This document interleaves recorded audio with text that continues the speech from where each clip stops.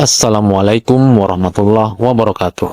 Ya, baik, mari kita simak terlebih dahulu teman-teman sekalian sebuah kisah menarik nih teman-teman sekalian. Lagi-lagi dari kota Tarim.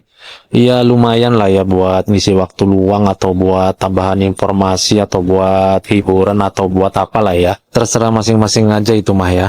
Ya baik, mari kita simak. Di kota Tarim itu dikatakan bahwasannya ada orang soleh ketika maghrib dapat waridat dari Allah, dapat pemberian dari Allah, dapat sir dari Allah. Ketika mau dikasihkan ke anak keluarganya, nggak ada yang punya wudhu, sehingga apa? Diberikan kepada anjing.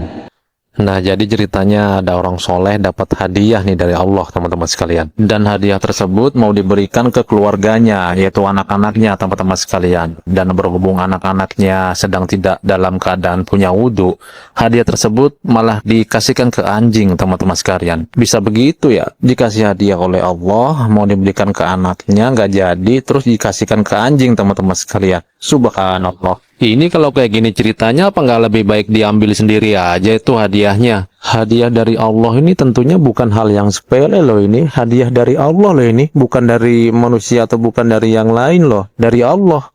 Malah dikasihkan ke anjing. Ya nggak tahu lah ya. Mungkin si orang soleh tersebut punya pemikiran sendiri atau seperti apa ya. Allahu a'lam teman-teman sekalian ya. Ketika diberikan kepada anjing, anjing ini subhanallah setiap jalan diikuti oleh anjing-anjing yang lain. Duduk, duduk. Anjing ini jalan. Itu bos pak.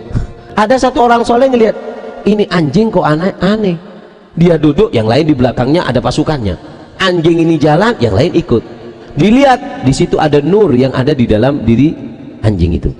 Diambil sama orang soleh itu nurnya, kemudian anjing-anjing yang lain itu nggak jadi ikut. Kemudian dilihat siapa yang ngasih anjing ini. Ciri nyaman dari yang soleh pak, tahu pak. Akhirnya apa?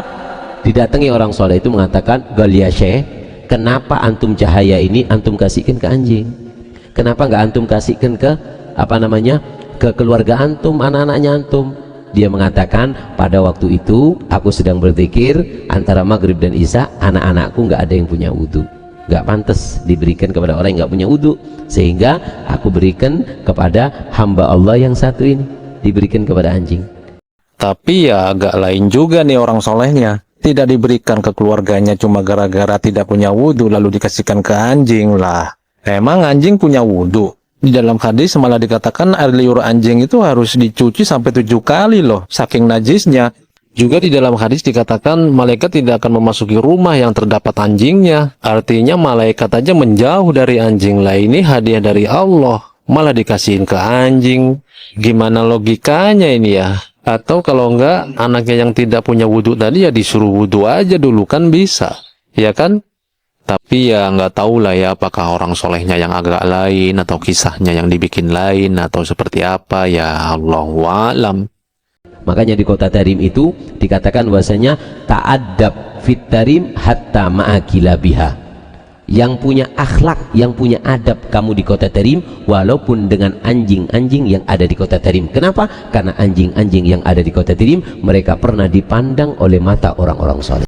Nah, jadi seperti itu ya teman-teman kisahnya. Jadi mungkin intinya di sini ya wali-wali sono mah bebas bos. Mau dikasih hadiah oleh Allah kek, terus hadiahnya dikasihkan lagi ke anjing kek, terus hadiah yang di anjing tadi diambil lagi oleh orang soleh yang lain kek. Lalu kita disuruh untuk beradab dengan anjing-anjing di sono kek. Apapun kisahnya, kita harus selalu berusaha tetap cerdas untuk melihatnya dan tidak terburu-buru untuk menelan mentah-mentah kisah-kisah tersebut.